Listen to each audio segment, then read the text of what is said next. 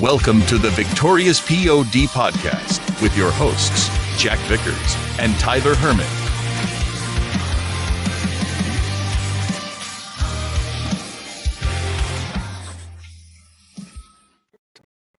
What up, Pod Squad?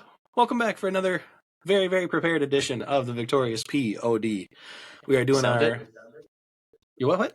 So don't we sound it? We sound ready.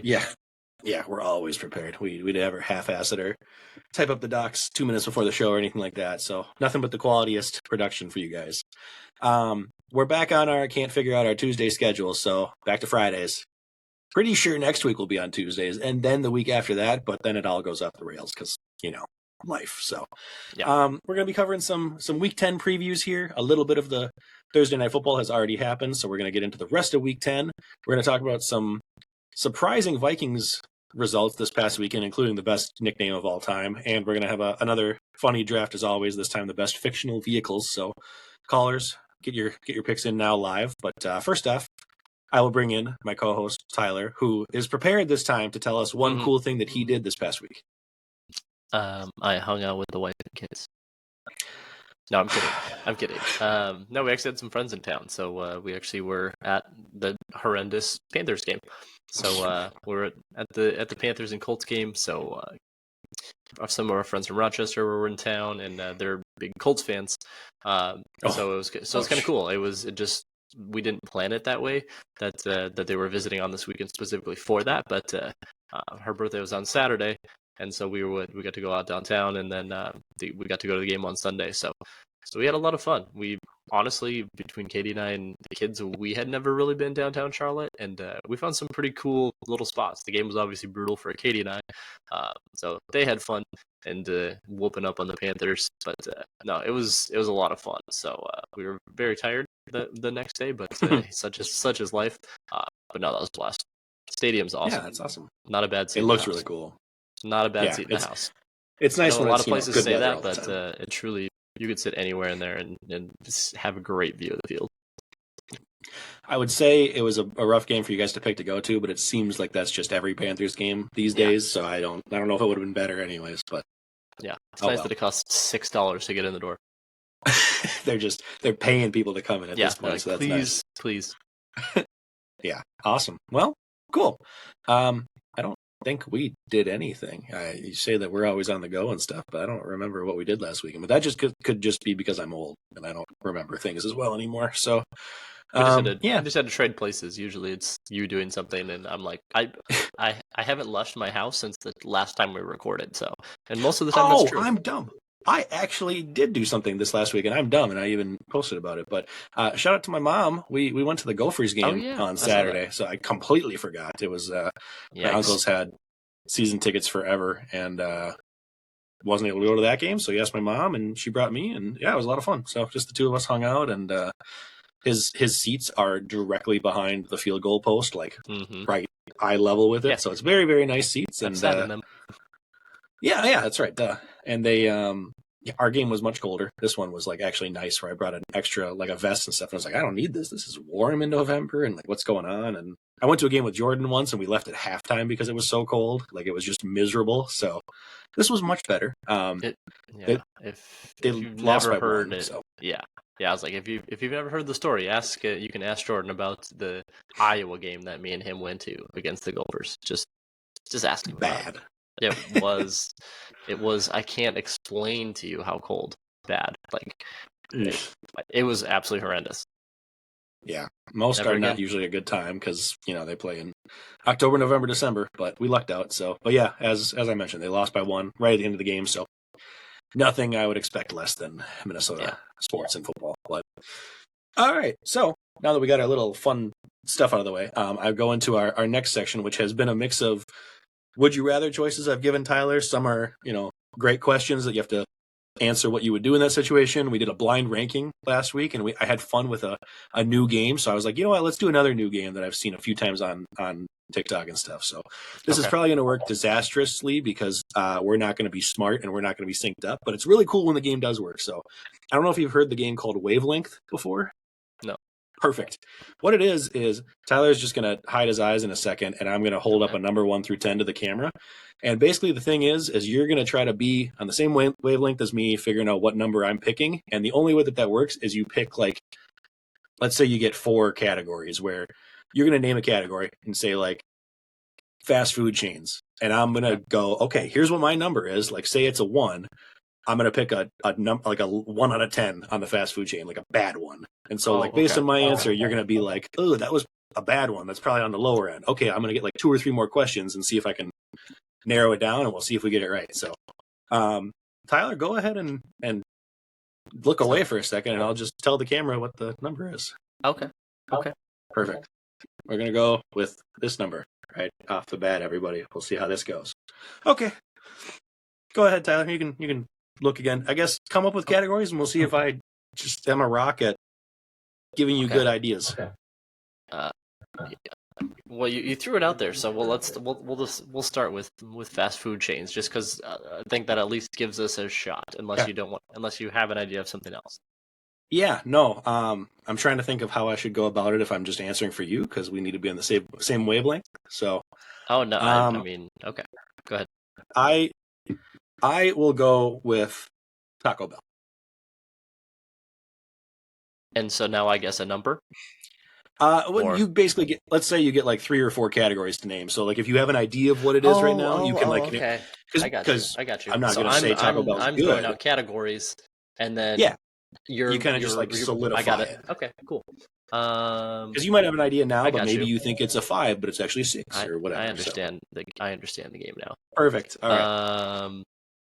Let's go an NFL football team. Oh, good team.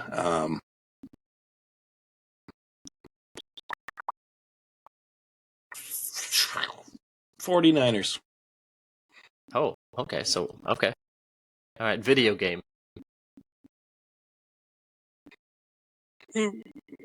See, we have different video game tastes. This is the problem. Oh, that's okay. I'll get it. I know enough of what you like. We'll be all right. The Last of Us. It's not good. I've never even heard of it.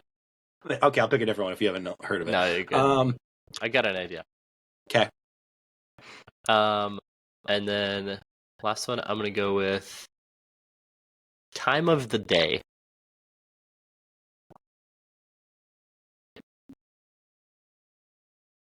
Uh, 5 p.m. That is at minimum an 8, could be a 9. So it's one of those 2 numbers for sure. It's not a 10 because I don't think you think the 49ers are going to win the Super Bowl. And actually, that was your original kind of pick, was to be the NFC representative. So I feel like we're at like a 9 or a 10. I know you love you some Taco Bell. I don't know anything about Last of Us. And 5 p.m. is quitting time. So I'm going to say 9 simply because I don't know that you would have shown up at 10. It was a 10. I did it just to be basic right off the bat because I didn't know if we would get the concept. But yes, that's the thing. So usually they pick like a 6 or a 4, something in the middle. Yeah. But Last of Us is my favorite game of all time. 49ers were my pick. That's why I went with it. I was going to say that. 5 p.m. I was thinking happy hour and you're out of work. So that was... I couldn't think of many times in the day that I liked. So yeah, that's the concept though. That's usually how it goes. Now that I understand. Sorry, I wasted everybody's first minute and a half. We'll see if the listeners enjoy that game or not if we bring it back. But just a little variety each week. So I like that. All right, we'll save time. All the links and stuff down below. Don't worry about that stuff. NFL news wise, I'll let Tyler throw it away with the Vikings 60-second synopsis. Yeah, it was a fun one. It was a roller coaster of emotion for everybody involved. Jaren Hall got the start and then ended very quickly. Poor guy got a concussion. So Josh Dobbs, who had been here for a nice cup of tea, got thrust into the starting job. Absolutely no prep, as you guys everyone's probably seen the videos by now, taking literal snaps on the sideline. Didn't know our offensive lineman's name, going over cadences. It was amazing. He proceeded to be like, hey, by the way, I'm good at football. Don't worry about it. 158 and 2, 66 and another on the ground. Got a game winner with 20-ish seconds left, something like that. It was great to see. Obviously, it was a huge thing for us now to say it after the fact, having going and got Dobbs. But I love to see it. We beat the Falcons 31-28 and keep the train rolling. Yeah, I think my favorite thing was he was quoted after the game talking about it, and they were like, or he was saying how he didn't know most of his linemen's names and stuff like that, and they were like, "Was that tough for you?" And he goes, "Nah, that's for next week. We'll figure that out later." I'm like, Jesus, you're running the offense, you don't even know the people. So very cool. Good. Everybody's talking about Dobbs, which obviously huge credit to him because I can't even imagine being in that situation. But Kevin O'Connell talked about that too, and he was like, that might be the most impressive quarterback like situation or display that I've seen. But also shout out to O'Connell too, because I think he isn't being talked about enough. But basically, he had to like outline, or Dobbs was talking, he had to basically almost draw out every single play, saying this is what the reads are, this is what the second options are going to be. So O'Connell's voice was like gone by the end of the game. If anybody heard the press conferences, because he was in his ear like talking for 35 of the 40 seconds every play. So big coaching shout out to him, because that was very impressive and a tough situation for him to be in too. Do you have any like big takeaway from the game? Like, does this make you go, oh shit, Dobbs actually might be like an option for the future? Or does this make you think like he can lead us at least to the playoffs or be a threat? Does this really not do anything for you? And it was more of just kind of like a cool thing with like Zach Wilson and the Jets winning week 1, or the Lions upsetting KC week 1, but then it doesn't matter. Like, where's your head at? I think I'm kind of in the middle. I think it matters. I don't know that he's going to be a long-term solution for us. Like all of a sudden, like, hey, great, now Dobbs is going to be our starter even next year or anything like that. I think if nothing else, we know he's a serviceable enough individual and showed that in Arizona to say, hey, he can keep us in the playoff hunt. I don't know that he's going to be like, oh, hey, great, we're going to overtake the Lions and win the division.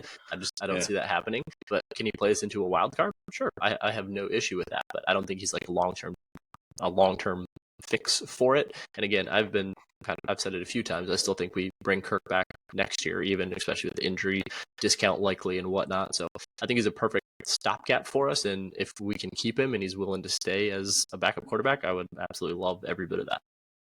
Yeah, I feel like this is, for me, my initial reaction is this is going to be a Case Keenum situation where I can see it turning out well, and I wouldn't be surprised, like you said, if he ends up leading us to like a 10-7 type of record, and like we squeak into the playoffs and then probably lose round 1 whoever we play. But either way, I feel like I'm concerned where if this does happen, like I could see it happening, it'll be great. But then instead of everybody being like, great, we got this solid option that can be a good bridge quarterback, we bring in a rookie or be like a good backup or whatever, everyone's going to say, look at what he did this season, he brought us to the playoffs and like he should be the guy. Like, let's be very clear, let's not get it twisted. If we bring Kirk back, Kirk's a much better option than Dobbs. So like I think people are going to all of a sudden like swing over too far and think that he's the answer, and like we can move on from Kirk and save all this money and Dobbs is the guy. Yeah, like you said, he's not the answer long term. But for me, the biggest thing, biggest takeaway from this game was I think this shows what the offense can be with a mobile quarterback, and that's always been Cousins' struggle. Like he can't really move in the pocket very often, which is what people have said is an issue and why he has a lot of pressure and why the offensive line plays down more than it is at times, is because he can't be shifty. So I think it just shows like, hey, if we could find the option, whether it's in the draft or whatever, that is like a mobile guy, I think that works in this system. So that might be enough to be like, all right, let's start looking for the future there. So yeah, I can see that. Yeah. Either way, 5-4 now. Somehow we're on a 5-game winning streak, or 4-game winning streak. I'm sorry, that's second highest in the league at the moment, which is bananas. Next game's at home versus the Saints, which are personally my like top 2 of my most hated teams to play. Packers are not in the 2. I hate the Saints and I hate the Eagles very, very much. So agreed. Would love to see us beat them. They are probably our toughest remaining challenge of the next like 3 to 4 weeks. So this will be very telling if we can gain another game or go back to 500, but we'll see. All right, moving into NFL Pick'em. We have some updates from last couple weeks here. So I've got updated standings, but we have a little bit of excitingness at the top. So Nate, who had a 2-game lead over myself, Tyler, and Nick, went 0-2 last week, picking the Patriots and the Panthers, trying to get those tough teams out of the way early, and that's what happens. He was caught by all 3 of us because we all went 2-0. So I got the Saints and Colts correct.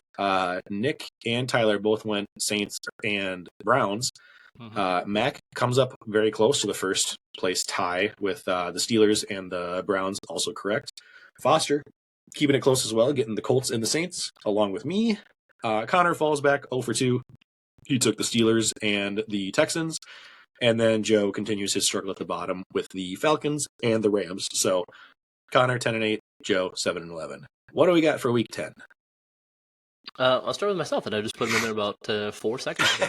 I had to figure it out. I really hadn't looked at it much at all, but I'm gonna go with the Bucks. I'm gonna take the Bucks over Tennessee simply because they're playing at home. And I'm gonna take Indy over New England. Don't like that one as much, but don't really like the rest of Indy's schedule. So I'm gonna go Tampa Bay over Tennessee, Indy over New England. Jack's gonna go. He played his 1-1 game. I'm done. He went to he's done. He went to 1-1 because he picked Chicago over Carolina, and he picked Carolina over Chicago.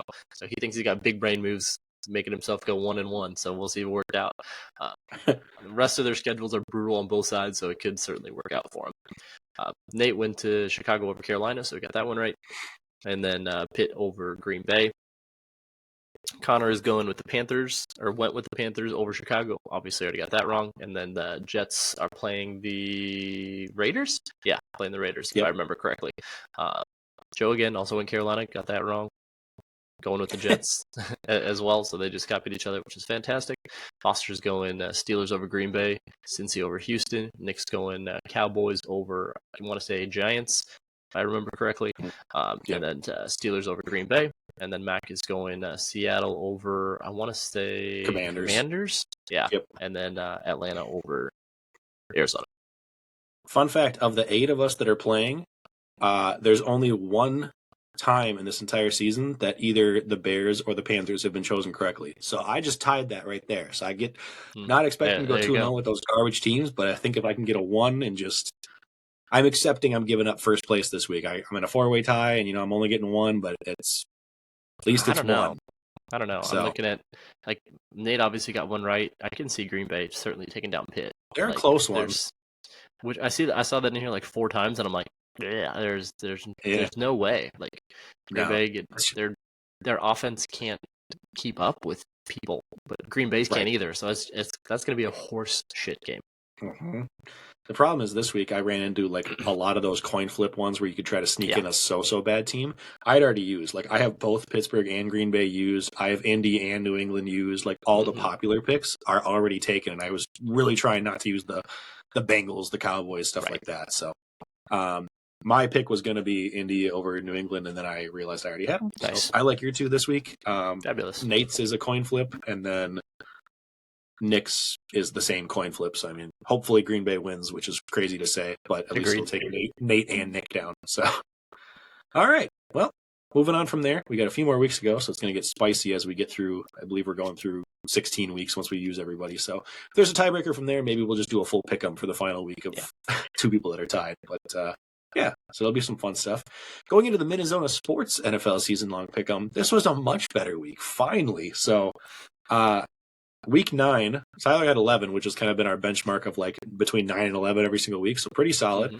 14 games, your boy got all 14 of them. I was so pumped. I didn't even check until Sunday night, and then I went, oh my God, I need to get Sunday night right. Like, here we go. So 14 for 14, bananas. It's a good way to actually get back up into it. I think I was 2 points behind Tyler, and now I'm at 90, and Tyler's right behind me at 89.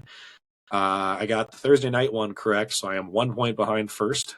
Technically, updated, we're at tied for third and tied for sixth, but 1 point behind the first place guy, so it'll actually be interesting going forward. So, real quick, the Week 10 winners I have, I'm not going to go through every game because you guys don't want to hear that, but I had the Bears winning, got that. Colts, Ravens, Steelers, Bengals, Vikings, 49ers, Bucks, Cardinals, Lions, Cowboys, Seahawks, Jets, and Bills. The only spicy ones I have are the Cardinals over the Falcons at 18%. I get the Falcons are probably still deserving to be the favorite, but the fact that it's only 18% down, I think it's going to be a much closer game than people realize, getting both Kyler and James Conner back. And then I went Jets over Raiders, kind of just as the contrarian one, only a 30% favorite. I think they both suck, but I'm hoping that the Jets defense will keep them in. So, yeah. I don't know that I really have anything terribly different. I think I took Atlanta over Arizona. That was just probably my own personal bias. They're terrible. Honestly, I can certainly see Arizona rallying around Kyler and him having a good game, especially playing in Arizona. So it'll be an interesting one. And I feel like I really thought before all the percentages came out that like Raiders over Jets was going to be contrarian, and then it all loaded, and I'm like 70-30. So I'm like, I might have to rethink some of these to make sure I'm playing catch up. But I got Raiders over New York right now. Gotcha. Yeah, I would love to do that just like for my own curiosity of have somebody tell me the two, like the matchup, and then me guess what the percentage is at, because I feel like usually I'm probably pretty close, but these couple I feel like I would have been way off. I would have gotten more of like a 60-40 way kind off. Of thing. Yeah, 82-18 for Arizona is insanity to me. As of now, where Week 10 is currently at with one game played, I'm undefeated in this one too, so we're going to see if we can keep that one going, but probably not. All right, moving into general fantasy talk with our favorite swimming upstream segment. Just keep swimming, just keep swimming, just keep swimming, swimming, swimming. This might have been the first week on the season that both Tyler and I did decently well, and we're actually close. Like usually it's just one does great and one does bad, or we both do bad. So I had 17.7 on the week with Howell. I was kind of hemming and hawing on a bunch of people, but I just ended up going with him, riding the hot hand. He didn't do like he had done, but he did great by he did do like he did for me. Yeah, thanks. Yeah, he didn't do bad streaming statistically. Yeah. So, and then Tyler tried to ruin Derek Carr, but despite your best efforts, you win. So 16.7. That moves me up to 146.8. QB11, I stay in the exact same spot. I'm 10 points off of QB8, so I'm closer slightly. And we also have Cousins above me, so RIP. I'll be passing him shortly. Tyler's at 114.3, QB20, so he hops up a couple spots, and he's only 24 points off of QB1. So, I mean, now with some more guys still having some bye weeks, a few injuries, I think it'll be easier to start climbing into that like mid-teen type of thing and close the gap a bit. But Week 10, I have the first pick this time, so we didn't love a lot of them, especially since we ran these on Friday. Technically, Kyler is 51%, and he's up like 24% since yesterday, so would have been a great pick to steal in there. But I'm just going to double down on my hopes and dreams and either be really happy or really sad this week. So I'm going Joshua Dobbs against the New Orleans Saints. I just think his rushing should hopefully give me a little bit of a baseline, even if it's a tough defense. Yeah. I love it, and I would have went Baker, but waivers already ran and it pushed him up to like 56% because he was like plus 19.5% or something like that. So I would have doubled down and went misery or complete and utter joy, but instead I'm gonna go hedge my happiness, and I'm gonna go on the other side of the ball, and I'm gonna take Will Levis over Tampa Bay. Still a pass funnel defense. Your boy, he loves to huck and chuck at football as far as he can, so he's either going to get me 4 and I'm going to be completely out of this running, but then Tampa Bay wins, Baker's my streaming quarterback along with Mike Evans is already on my team and Kate Otten as well. So I'm like, great, I probably did okay there, unless it's like a 10-7 game or something like that. So we're going to hedge my happiness instead, and I'm going to take Levis against Tampa Bay's pass funnel defense. It's going to force you to watch that gross game, so that's unfortunate. We'll not be doing that. All right, well, moving off of that, fan interaction, predictions and stuff. We won't get into a ton of that because it's already Friday, but questions, debates, and fun facts. I have 2 fun facts for you that I actually saved. I try to not put them in there because I like just giving them live, and then you've got a good question that we actually had a listener toss out. So first, 2 fun facts. Zach Charbonnet, I know Kenneth Walker has been slightly injured the past 2 weeks playing through it, but beyond that, Charbonnet has outsnapped Kenneth Walker in back-to-back weeks now. So it could be an interesting thing to watch as the season goes on. I don't think people would have expected that because Walker has played well when healthy, but Charbonnet could start to get used more and more down the stretch for a currently division-leading Seattle Seahawks. Going off of that note, the Baltimore Ravens have played 2 NFC division leaders over the past 3 weeks, being the Seahawks and the Detroit Lions. They have beaten them by a combined score of 75-9. So I said this last on a fire. Yeah. I know it's not going to be like that every single week, and I know Seattle and Detroit are not necessarily like top heavyweight contenders, but I said this last week on the episode, I think Baltimore is the most complete team in the AFC and could for once actually possibly challenge Kansas City. So I think Kansas City looks off. Yeah. I think top to bottom, like when you don't even have to have Lamar do anything and you're just winning games like this, your defense is great, your line's great, your running game's great. They're just going to be kind of an underrated team as we head into the playoffs. So those are my 2 fun facts. I will let you cover the listener question then. Yeah, so I was chatting with one of the guys in my church group, and we had church group this last Wednesday, and he came up. He's like, "Guys on the podcast, you guys got to talk about how did these top players be so inconsistent?" And I think that's a question we all want to know the answer to, and there's never going to be a concrete answer. But kind of how I said it to him, and we'll talk about it a little bit more in depth here in a second. But it's like, essentially, he's like, it's just luck, right? It's just kind of a crapshoot. And I'm like, it is. So all we're doing, and all any analyst is doing, is what's the most likely outcome? What is the probability of X, Y, and Z happening? The reason the people at the top of the draft are at the top of the draft is because they are the most likely individuals to have the most targets on the team, have the most rushing yards on the team, or at least rushing attempts and things like that. But obviously things differ and change every year. Otherwise it would be easy. But that's what makes it fun of it. It's kind of the old adage, you can't win your league in the first round, but you can certainly lose it. So a lot of it is just looking at the historical data as well over the past couple of years to say, hey, who really has been the most consistent, especially at quarterback position and running back position, because they change so frequently. So I'm going to toss it over to you, Jack, and just say, hey, when you're looking at your draft and you're looking at, let's say, kind of that first 1, 2, 3 rounds, what are you looking at? How do you go about, hey, this is how I find the consistent guys that are my targets in those first couple of rounds, so I don't lose my draft right away? Yeah, that's the thing. I think a big part of it is like positional, like we talked about, where running back has always been more variety ever since either of us have been playing. Like it's just, it seems like every single year, barring injury, the receivers that you take at the top end up finishing somewhere in that position. Maybe you take a guy, a wide receiver 1, and he finishes wide receiver 5, fine. But you don't see that same kind of variety where you take a running back 3, and he ends up running back 22, for example. So running back is just so much more volatile. It's game scripted, whereas receivers still get that volume typically regardless. Receivers are much more predictable. We talk about that in Dynasty a lot, where you, like a running back, some analogy I heard, like running backs are more like a car and receivers are more like a house. Like your house is going to keep value consistently. Correct. And the car is going to lose it 50% as soon as you drive it off the lot. So it's beyond the fact that running backs don't last as long. It's also just like, how does that game go? Like if a running back, unless you're breaking off a 40-yard run, running backs aren't getting the chance to score if you're not in the red zone. Receivers can take 150 yards to the house at any given play. So that's kind of the part where I tend to, I mean, depending on league format, if you're in standard, I like running backs more because there's so much less options for them. But yeah, exactly. But I think if you're looking at half or even full PPR and you're going for the how do I not lose my draft approach, that type of thing is a better way to look at it, where I'm like, I'm leaning receiver just because at least I can get a baseline, and then look at the running backs we're talking about at this point. Like we just said, Zach Charbonnet, there's the Kyren Williamses of the world. Gus Edwards is currently a league winner. Like you can find those guys later and just pivot when things work out.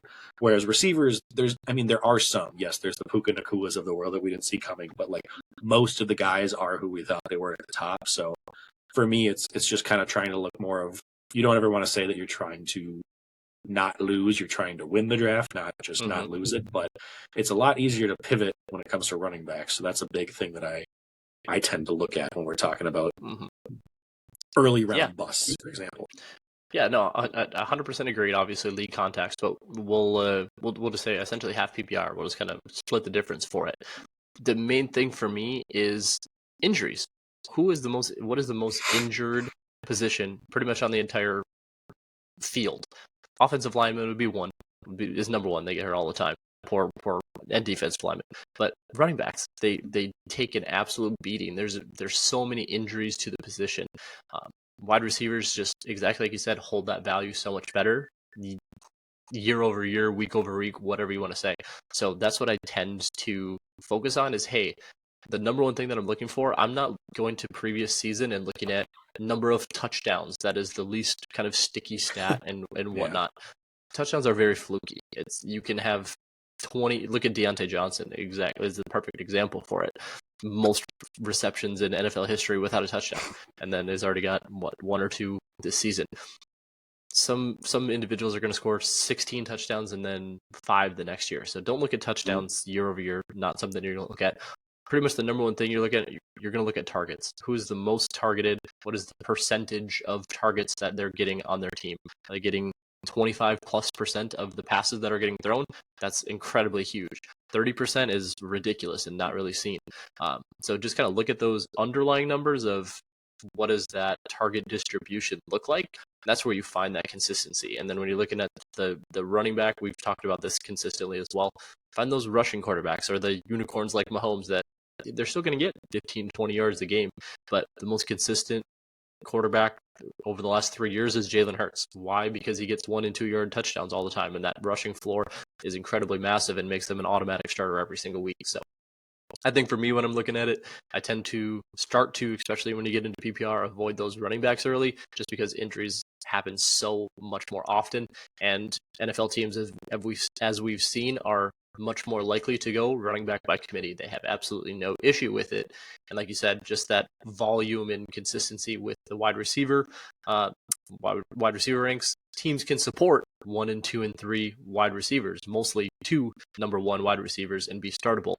You can't really have 2 serviceable, not very often, 2 serviceable running backs in a running back room that's going to get consistent value. But you can absolutely have 2 receivers. Look at the A.J. Browns and Devonta Smiths. Look at the Jamar Chases and T. Higgins most of the time, et cetera, et cetera.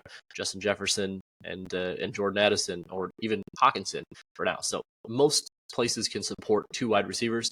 Pretty much nowhere can support 2 running backs. So that's typically what I go for is find me the volume and chase that. Well said. Thank you for the question, by the way. If anybody else has ones like that, you want to toss them out, we're happy to go off on a tangent and just we're good at that. Fantasy philosophy. So based on the listener question we had, I kept it really short for ship it or skip it this week. 2 quick ones that are not necessarily just thumbs up, thumbs down. It's more just kind of like a gut reaction. But since we had the Josh McDaniels firing, which there was a whole bunch of other stuff about that, if you haven't read or looked into that, but do you have a gut feeling on who the next coach to be fired will be, or if there's going to be more mid-season like there usually are? It usually doesn't happen mid-season. That's why this one was kind of like incredibly crazy. So it's usually just kind of that Black Monday right after the Super Bowl, right after the regular season. I mean, but I don't really have one leaning. Looking in the notes here, I would not be surprised if it was Dabble, but not one that I'm really leaning toward. I haven't really looked into it though, so I can't say too much on it either. There's been some rumblings that they've talked about Belichick in the offseason, which is pretty crazy. So there was also something that came out where they were talking about trading him to the Commanders in the offseason for draft picks. So I'm like, what? But we'll see. I don't know about that. Eberflus for the Bears could also be interesting just because of the way they're using Fields is bananas. So number 2, if I asked you, with Kyler officially starting this week going forward now, if I asked you to fill in the blank, Kyler will be QB what the rest of the season? What number would you be? And I am writing my number down because I want to just see once I'm locked in. Yeah, I'm going to say he's going to be QB.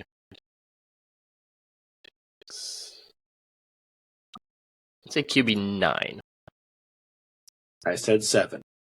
Ooh, it's baby, that's up there. I said 7.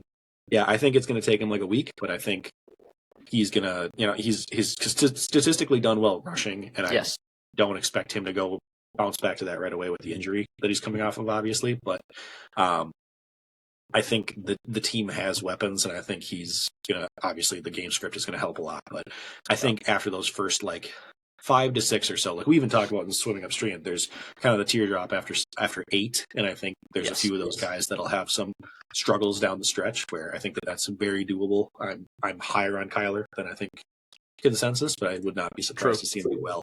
Plus, he's kind of playing almost for his job at this point because he's got to kind of be feeling like I need to win a couple of games so that we don't have the first pick, so that they don't get killed. I need the second pick, so instead of me getting fired, I can get Marvin Harrison Jr. instead. Exactly. So there might be some motivation. I can see that. Yeah, I was originally going to go 8, and then I was like, well, maybe if he's a little slow or coming out of it or whatever. So I'm like, all right, Hurts, Allen, Herbert, Mahomes, Lamar, Tua. That's 6 right there before I even stopped. So I'm like, then after that, I'm like, trying to remember who else was up there, but I'm like, there's the Herbert, Stroud, Goff, Burrow, like individuals who are doing well and will likely consistently doing well. So I'm like, I could see kind of that 8, 9, 10 range. So I just went with 9. Yeah.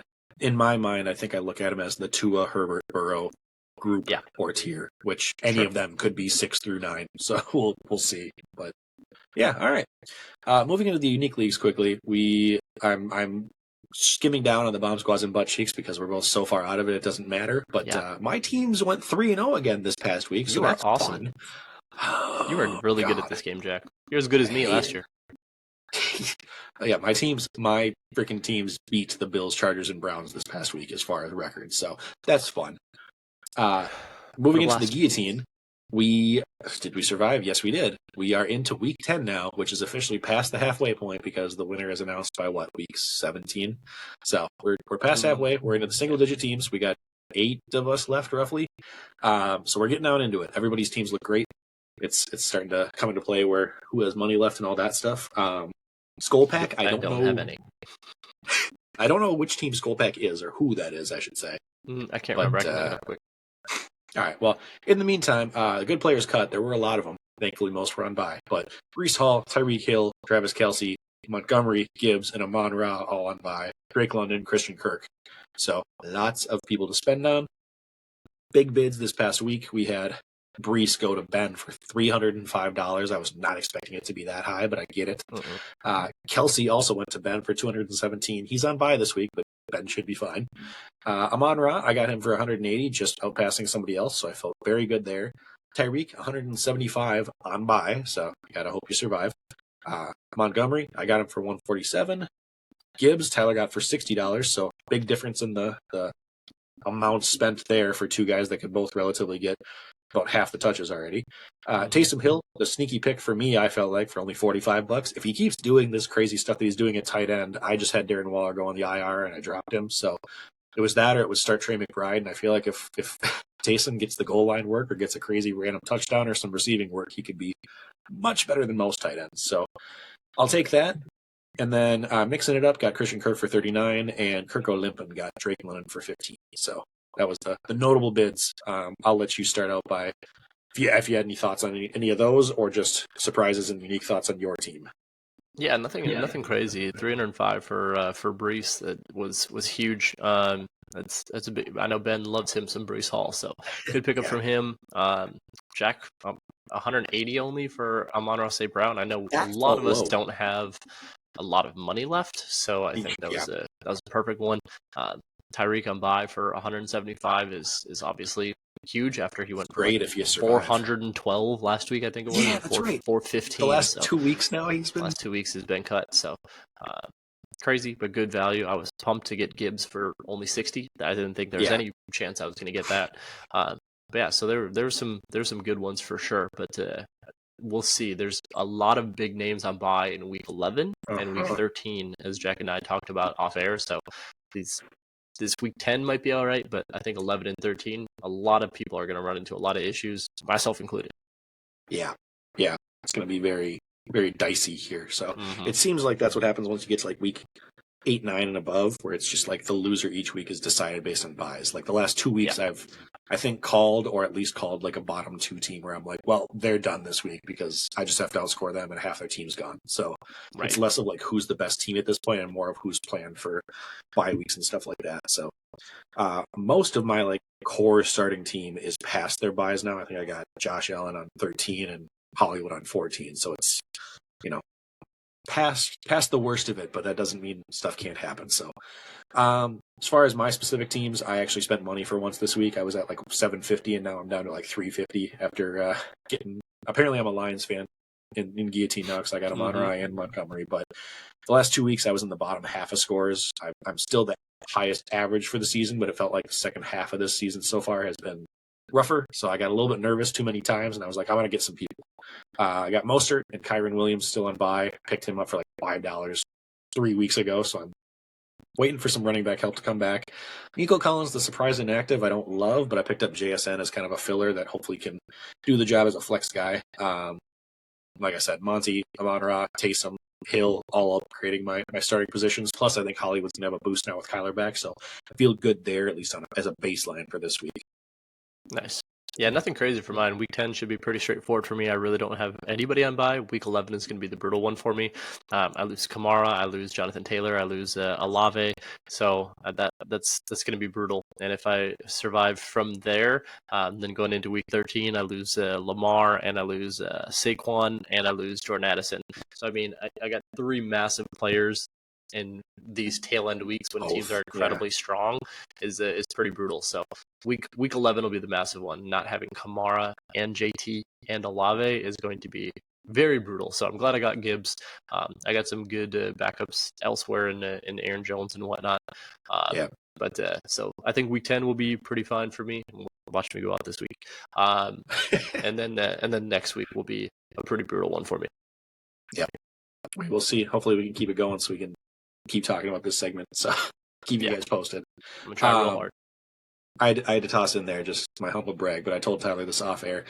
This is the first week that I don't have my entire original starting lineup rostered, where I was running with starting lineup the entire season. Waller last week got injured, obviously, but I drafted Josh Allen, Derrick Henry, Raheem Mostert, Hollywood Zay, Nico, Gus Edwards, and Waller, and all of them were on my team and pretty much starting until last week. So that kind of thing is what allowed me to save money. They're not very good, but they were good enough.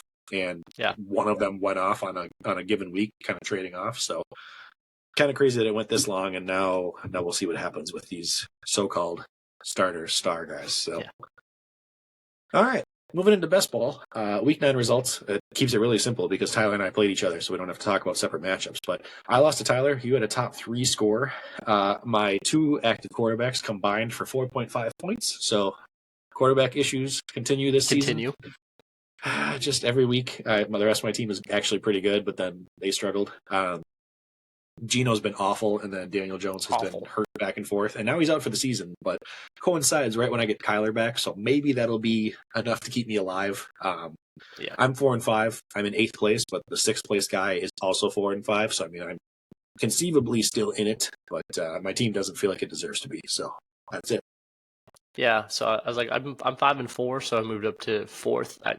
As we've talked about on the segment a few times, I've run against some bad scheduling luck for sure in some of my matchups. So I have the second most points forward, so I'm ahead of everybody except for one individual. So it is what it is. At 5-4, but that just means as I continue to stack up wins here, I should be able to hold down a playoff spot and continue from there. So no issues there. I'll take it. Perfect. Lastly, the quick DFS recap. Again, weekly challenge. We add up all the scores for the season. Top 3 teams get paid. We got 14 active teams total. Top 3 scores of the week. We got a new person joining up on top. Cassie with 169.78. So well done there. Maddie C, 163.12, and then Ben, the repeat offender, needs to get out of the top 3, but 153.5.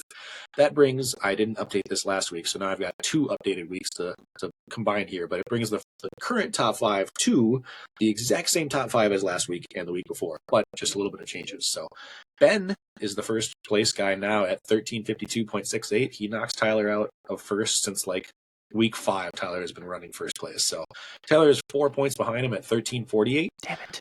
I have moved up from 5th back to 3rd at 1305, so less than 50 points behind. We're keeping it close. Jordan stays at 4th at 1289, and Ryan is at 1266. So we've got a few other guys in the 1200-ish threshold, but those are still the top 5. So love to see that same order continue. We'll get back into the DFS picks of the week a little bit later, but for now, we are in the matchup recap.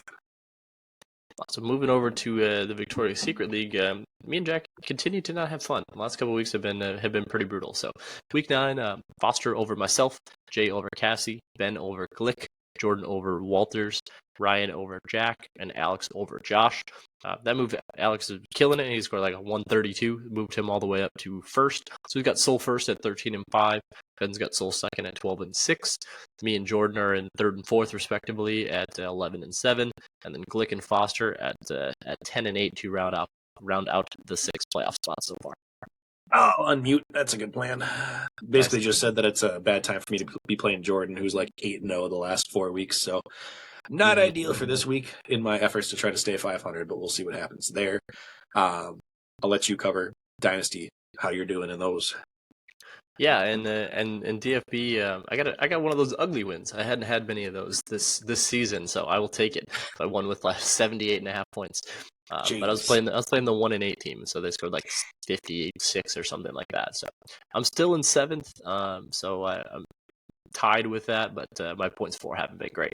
So my team has been very inconsistent. I either score 98 as a standard league, or I score like 60.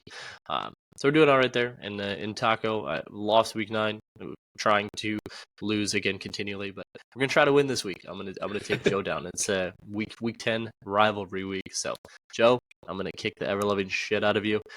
We are going to call it the Battle of the Mids, as the kids call it, because I think we're projected like 77 to like 81 right now or something like that. So it is going to be ugly. Both of our teams are horrible and pretty much bottom 2 to 3 right now, but we're gonna slap each other around like we're good teams, even though we're really, really, really bad. Now, do you guys have any discussions on what the trophy is going to be for this rivalry yet? I know last year there was something about a dog, but yeah, there was something about that. We haven't gotten too much into it a little bit further, but I'll send him something, because he beat me last year, so we'll put something together. We'll find a trophy or a digital trophy or something like that we can send back and forth. Yeah. I remember that was the big upset where his team was bad from the start, and it was like, oh my god, he actually won after all this shit talking and stuff. So hopefully you can reclaim it. I'm in the same situation. I thought my team was better, and I got beat by Connor's team, who was my rival. Those of you that don't know or haven't heard of this, I basically created week 10 every single season is going to be just the rivalry week where you play the same team that was your rival the last previous seasons. You can kind of keep track of who's winning historically. So kind of like the Gophers do with like Little Brown Jug, or just different college teams have trophies and stuff like that. So like Tyler said, like his team is currently in tank mode, but it gives him something to play for. Of like, just this week I'm going to try and actually win for bragging rights. So Connor and mine is a growler of beer from the loser's choice of a local brewery, just something to try. Connor's a big beer guy, so we decided that was probably a safe bet. So I should win. I will be very, very sad if I don't, because my team is projected much higher, but we'll see. So this past week, DFB, I beat Foster in a surprising upset. He's the number 1 seed, and I took him down, luckily, with a comeback on Monday Night Football, thanks to Eckler putting up 19, and the Chargers defense that I spot started for 30 points. So did not see that coming. It was supposed to be a right down the wire, but brought me up to 6-3. Somehow that still has kept me in 5th place. The last 3 weeks I've won, and I've stayed in 5th. So it's very, very frustrating. Everybody at the top. My team doesn't feel like a 6-3 team. It feels very, very poor, but we'll take it. So,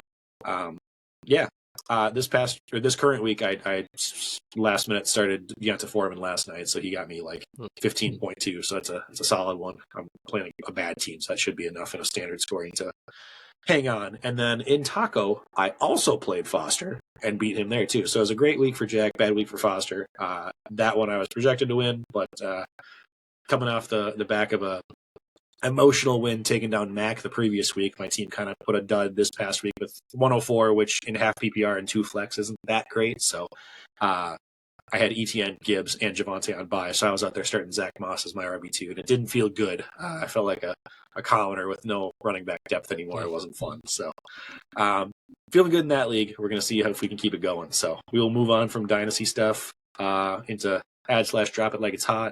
No key waiver targets for this week because we're already into Friday, but as far as big money ads, I'll just run through a couple, and you can tell me if there's any that mean anything to you. But Taysom went to Ben for $7. Sam Howell went to Walters for $10. He has since dropped him, so that's fun. Keaton Mitchell went to Al for $37. Baker went to Tyler for $17, and then Kate Otten went to Tyler for $7 as well. Yeah, nothing crazy. Taysom has been pretty ridiculous. So if you have the Wolves to continue to start him, but at the same time, it looks like New Orleans is featuring him. I mean, as a passer, as a rusher, as a receiver. I mean, pretty much when he's in the game, he's gonna touch the ball. Like it just seems like that, and you still can't stop him because he's so athletic. So it's kind of crazy. So touche to Ben if he continues to, or if he has the ability to start him. Great. If you got the balls to do it, it's worth it for sure.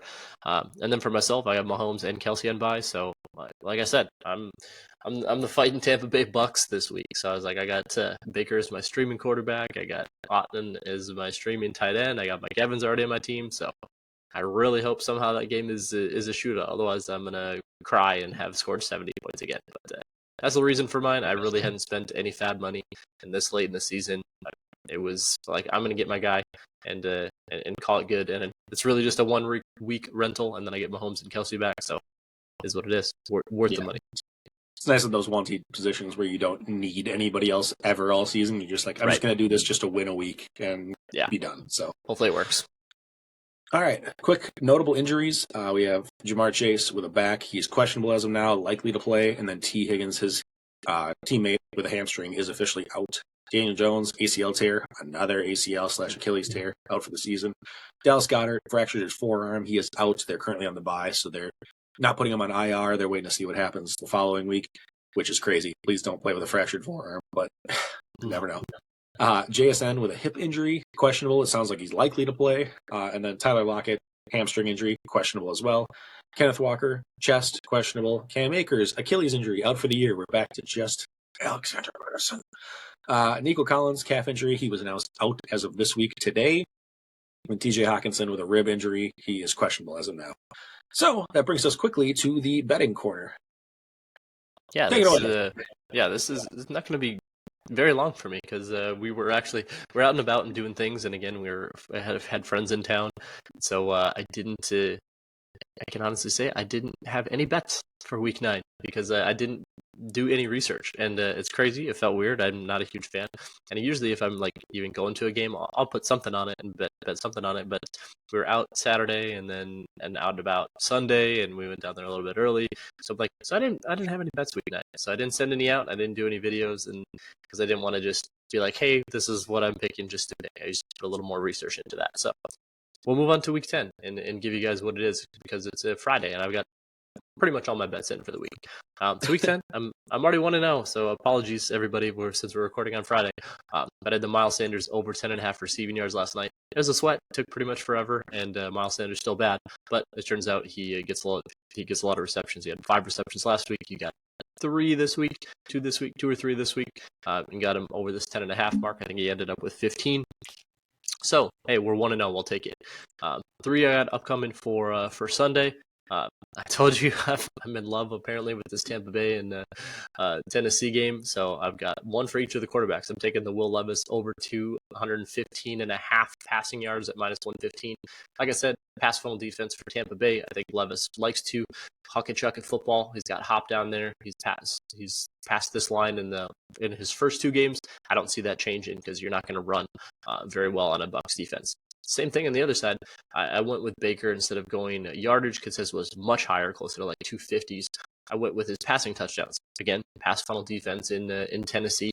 His over 1.5 passing touchdowns was plus money, so I got that at plus 155. So if he throws 2 touchdowns in, then we're sitting real pretty. Last one I got is I'm going to take Amon-Ra St. Brown over 6.5 receptions at -115. So he's either at 100 plus yards or a touchdown in every game this year. So targeted receptions might not feel the best, but so if you want to go yardage, I don't blame you. I think it was closer to like 89.5, so that felt pretty high for me, and I wasn't going to go a touchdown because I think that was like -130, and I'm not betting anything beyond plus money for somebody to score a touchdown because they're so fluky. So I went with kind of the in-betweener, and I'm taking the receptions, and 6.5 felt about right. I think he's hit this line in all but 1 game this year, maybe 2 games. So he's still the most targeted individual on that team. J-Mo looks absolutely horrible on that team, so continue to fall back. Goff's going to find Amon-Ra St. Brown for 7 receptions this week and cash that one for me. So those are the 3 I got, and then the 1 I already cashed. Like it. And going into DFS. Oh, sorry. Did I cut you off? No. You're good. I just you can announce when I'm going to stand up. And then are you okay? Are you prepared? I didn't know if you had it. I'm ready. Perfect. I'm ready. Go ahead. All right. We started this last week when Tyler almost died with the cinnamon challenge, but this week's punishment because I beat Tyler. I don't have arms. This week's punishment because I slightly beat Tyler in the DFS matchup, even though my team was bad with only 8 points. 8 points was Tyler's going to do some push-ups while I start, so I'll do these really, really quickly. But wins on the week, I had Dak with 31 points, CD with 32, Olave with 16, and Demario Douglas with 10.5. Losses, I had Kamara with 11, and the Giants with -1. Saved money, so what can you do? As far as the budget options I like this week, at quarterback, I like Josh Dobbs at only 5,500, and then Kyler coming back at 5,900 this week. Running back, the bargain bin one I have is for you is Tyler Algier, 4,700, which compared to his teammate Bijan at 6,000. I mean, Algier's apparently the starter and the goal line guy, so we'll see. Receivers, I got Dotson at 5,000 versus Seattle. They're terrible against the slot, and he's coming on these last couple of weeks. And then Tank Dell, 5,500 with his teammate Nico Collins out, and they're playing the Bengals, so they're going to have to score. Lastly, I got Trey McBride at tight end, 3,500. Again, he's just going to get a boost with Kyler coming back. And then the defense, I'm just rolling Cardinals this week. 2,500, they're like the cheapest option on the board versus Atlanta, and Heineke makes mistakes. So that's all I got for you. Tyler, you did it. All right, this will help me in the draft a lot because Tyler's dead, so I get all the picks. No, Maverick's very worried about me. He just jumped up from sleeping. So, Dad, are you okay? I'm okay. You're never on my level. What are you doing? I'm okay. Oh, I'm glad that was your. Might be more push-ups than I've done in a long time, but I think I did it. That's what I was thinking. Next week we will remember to announce this ahead of time. But next week, whoever the loser is this coming weekend, will have to wear a bag on their head during the betting corner segment. So we'll do ones where it's not physically hurting Tyler. Yeah, we're all right. Cinnamon ones and push-ups and stuff. It's brutal. So I don't even know how many I did. I should have counted. More than I expected to do. That was the quickest I've ever done a segment. Usually I just talk for it. I appreciate that. I don't know that I could have done more than like 2 more, maybe. And then my defense. Let me just go through all 14 teams this week. Yeah. But I could do this one. Okay. All right. Moving into the draft. We had the best horror movies last week, and we had a surprise third guest host, so it was a lot more fun with 3 people drafting. It made things a little more interesting, especially because Tyler had so many horror movies to pick from, he didn't know what to do. So, in the surprise twist, shout out to Lexi for joining us. She's going to join in some future ones as well, because that was a good time. This week's, there just weren't that many to pick from, at least because we didn't prepare, so I didn't want to do 3. But Tyler ended up winning the best horror movies draft, despite not watching horror movies. So, the group me's, he basically carried it, and the Facebooks, I didn't come back by enough. So, Tyler wins by 1 total vote, which was the 1 vote Lexi got. So maybe I shouldn't have had her in, and we could have tied. But here we are. So brings up the season total to 4 versus 2. So Tyler's making a little bit of a comeback here. We're going to see if he can put a string together. So this week's topic we talked about is the best fictional vehicles, and Tyler gets the first pick to do with whether I just took it as the coolest ones. I didn't really take it as ones that are going to win in a race, because some of these ain't racing. No, I'm not winning a race. Yeah. Perfect. Well, we'll see where you go with the 101 here, because I have a clear one. I figured you do, and I already know I'm going to lose this because we've already talked about it. But again, I'm just staying true to myself, and the best fictional car that I would want is I would have to take the DeLorean. I know that's not the correct answer, but I know it's not, because I already know what your answer is, and it's going to win, and I'm fine with it, because give me the car that can time travel. Yeah. That's the problem, is I feel like it gets a knock because it's not as cool of a car, but it does more stuff that's, like, important. So, and let me say, too, guys. Back and yeah, you won't even get this draft. It'll just take you out before. Exactly. All right, go ahead. Let me be clear, everybody, too, because this is not just best cars. This is best fictional vehicle. Whatever vehicle you want to do, other modes of transportation, feel free. But I'm going with the one that I'm assuming Tyler was thinking, and I'm taking the Batmobile 102 because that's just a classic, and it's just cool. It does a lot of stuff. I think it does more things than people probably know, myself included. But it just seems like time travel. No, yeah, just wanted to make sure. Seems like Batman can just hit a button. And you're like, oh, by the way, it also does this. It's like a Swiss Army knife where you're like, I don't know what all these buttons do. So, just seems cool. Would I like to try time travel more? Definitely, but as far as cool factor, I'm going Batmobile. With my second one, I'm kind of pivoting off of the DeLorean plan, and I'm going kind of a similar old school one, just because I figure it's going to be on Tyler's list. But if we're going a show that I did not watch, obviously, because I wasn't alive when it came out, but I have now seen episodes of it since. We're talking before most people that are going to even vote on this list time, but Knight Rider, the car KITT, Never heard of that? Nope. That was the old school like secret agent one, like before James Bond was a thing. Oh, the yeah. Okay. The car Never mind, I talked. do know It that had one. a personality. It had like tons of different features that it could do. It was kind of like a Batmobile, but with a personality going on. It's essentially it. So I was like, Kit from Knight Rider is the pick. Fair enough. So I'm gonna go just all forms of time travel, and I didn't know it was a thing because you going Doctor Who? Yes, because it's considered a spaceship. It's considered a spaceship apparently, Yeah. and I'm like, didn't know that until I did my research. So give me the TARDIS. As soon as you said that, I was like, no way. I'm like, I don't think it actually is, but I'll take it. They're like, it was like number 1 on the list, and I'm like, I thought it was a box, and they're like, no, it's a spaceship. I thought it was a phone booth. Fucking Yeah. sick. Sounds good. Learned something new in this draft. The draft teaches us stuff, guys. And then, all right. Since I don't have to pick a specific one, best fictional, we're gonna go with the nostalgia for everybody, and give me all of Mario Kart Land. Interesting. All right. So we're gonna. What are we doing? The Mario Kart. Is that the Mario Kart? Did you get into the Mario Kart Wii where they were like, "Oh, do you want to pick a bike or what?" That was like they started doing other things like put me in a cart. This is not Mario Bike. This is anyway. I digress. So this is actually harder than I thought because I looked at these. I'm like, these are all very stupid. But that one was not. I like that one. I was like, a Mario Kart. Yeah. Hell yeah. I had that on my list, but I didn't want to pick it because I didn't know how it would work. Where I'm like, well, which cart am I getting? Do I just get a go kart? But if you get like, if you're gonna give me like turtle shells or something on the back, I'm in. Like if I start using the items with it, cool. I get anything in a Mario Kart. There's so many options. I will take the Batmobile to the supermarket, buy a bunch of bananas, and you're done. Then that's your weakness. All right, I'll travel back in time and stop you from doing so. I'll get rid of bananas that never existed. We need to just take time travel out of any future drafts because I just the banana to win this. Oh, all right, perfect. I've got 2 more here to close it out, I guess, because I can't think of more than that pick. So I'm going to go with one that I knew I could save with my final 2 because Tyler's not this type of fan. But if you're talking as far as spaceships and everything, I'm going to go with the real 101 as far as spaceships, and I'm going to go with the Millennium Falcon for Star Wars because it's just nostalgia, nerddom. It loves that. It's just great and cool, and so. And then beyond that, I there's a few ways I could go here, so I'm curious if we're going to take one of these. But as far as just like again nostalgia and like coolness factor, it can't do a lot, but it's just more iconic. And I am going with the Mystery Machine from Scooby-Doo. Okay. This motherfucking man has drafted Scooby-Doo for the last 6 weeks. What was the other one I took besides just Scooby and Shaggy? I don't remember. There was something else too. That it was... Oh, you took the movie. You took the horror movie last week. We get it, Jack. We get it. I love Scooby-Doo.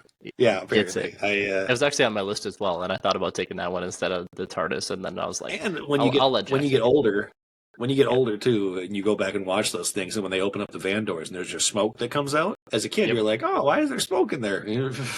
All right. Well, that's fine. Because my last one, I'm going to go with nostalgia again, and probably still before your time, but give me the Magic School Bus. It's on my list right here. That was my other pick between the Mystery Machine. Absolutely great.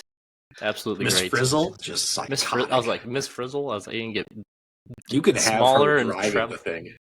Yeah, that just makes it so much better. It's so cool. I love Magic School Bus. I used to watch that all the time. I still remember to this day the episode where they went into the blood vessel and went in the body and stuff. The blood cell. That's the best episode of all time. Oh, so good. All right, well, I love that pick much more than the TARDIS because I wasn't a big Doctor Who guy, but I saw never seen a single episode. Perfect. Never seen a single episode. You're gonna win because of that, and neither of us watch it. Yeah, I might. Well, I was like, you're gonna throw this one on Reddit, and everyone's gonna be like, the TARDIS. Be like, hey, yeah. That one fell to the second round. I don't know, man. Did you have other ones left over on your list? I think the only other one that I had was apparently it was called Ecto 1, but the one from Ghostbusters. Oh yeah. That's apparently what it's called. And then the other one I saw on a list was Silver Surfer's Surfboard. Yes, that's pretty sick. Yeah, but I didn't figure enough people would be in on that cool. one. But and I didn't know if I counted it. If you want to do like the Starship Enterprise from Star Trek. If you really wanted that, but I've never seen one episode of Star Trek. I've seen more Star Wars than Star Trek, and I know saying that to you says something because I've never even seen any of the Star Wars movies. There was a few I saw on the list too. People were talking about from the movie Cars, where I'm like, Lightning McQueen. I'm like, it's just a person, but I guess, or a character, but I guess that would have been cool. I didn't think about that. I had the General Lee on my list from Dukes of Hazzard. Ooh, that's because that's more just like, does it come with Daisy car, but it's. Can she ride shotgun? And yes, Jessica Simpson is exactly who I mean. Yes, correct. Yeah, no, that was the thing. It was just a car, but I love that. I love the Dukes of Hazzard period. So, and then I was also like, do I just go my car is stronger than yours and pick like Bumblebee or Optimus Prime because they can turn into cars? I was like, does that count? Yeah. But I again got scared, went away from that. Lastly, the one that I will make you proud saying was on my list, but best fictional vehicles. I had the Warthog from Halo back in the day. That was my last one on my list. Yep, I was like, just in case I run out, I'm going to go with that. And just I already had a video game one, so I didn't want to double up, but it probably would have been good. That's true. Yeah, that's the only reason I didn't. Mario Kart. All right, well, that's our final teams. We'll put them in shortly, and we'll get the poll out. But I had the Batmobile, Kit from Knight Rider, the Millennium Falcon, and the Mystery Machine. I had the DeLorean, the TARDIS apparently is a spaceship, Mario Kart, and the Magic School Bus. So we went a lot of different directions with that one, so I'm curious to see how that shakes out. But let us know your thoughts. If there's any glaring ones we missed, we literally did it while the show was airing, so that is not a whole lot of preparation, as always. But yeah, we'll... for next week's, as always, I give Tyler two choices, and we're going to roll with whichever one he picks. But we have best trios still on the board or best movie sequels. Ooh. That's a hard one. Let's go with the movie sequels. I think we're gonna do movie sequels. All right. I like that. So does not matter how good the original movie was, just whether the sequel was great. So there's not a lot of them. Sequels usually suck, but we'll see what we come up with. So all right, that's all. That's gonna do it for us. We'll be checking out some Week 10 stuff shortly here. So thanks to everybody for listening. As always, shout out to friends of the show, Minnesota Sports. I apparently won their prize this past week thanks to the NFL Pick'em stuff. So I'm going to be getting a Percy Harvin jersey in the mail, and we'll be wearing that on the next episode that it arrives, and we'll shut them out there. I have one as well. I will wear mine. Yay! Perfect. So that's something else. Even if you haven't been playing the NFL Pick'em thing and you want to just hop in, you're not going to win the season-long thing, but you might win a week and get whatever their prizes are. They have a few other ones posted on Facebook that have been pretty cool. So please go check that out and consider playing. It's free. So, I mean, I just got a Percy Harvin jersey for free. You can't beat that. So shout out to them. Shout out to ADH Dads and the Game Boys. Tyler, I will let you wrap it up and send us off then. Yeah, appreciate everyone listening, and all the YouTube support has been great, especially over the last couple of weeks. I don't think I said it at the beginning, but we got to 2 more subscribers than last week, so up to 126. We passed that 125 mark, which was our goal for quarter of the season. We did it by about half the season, so if we can get to 150 by the end of the season, that'd be awesome. So appreciate all the likes, shares, subscribes. You guys have been great. I know we've been slacking on shorts and things like that. Our schedules have been crazy. Not an excuse, but so we appreciate all the long form content that you guys listen to. Really boosts everything, and sharing it with your friends. I know we're just a couple of guys chatting about football, but hopefully we're at least a little bit entertaining, and some of these drafts and things like that reach the non-football audience. So appreciate everyone listening as always. But until next time, Pod Squad. Peace out. Bye. Thank you for listening to the Victorious POD podcast. Follow us on YouTube at the Victorious POD.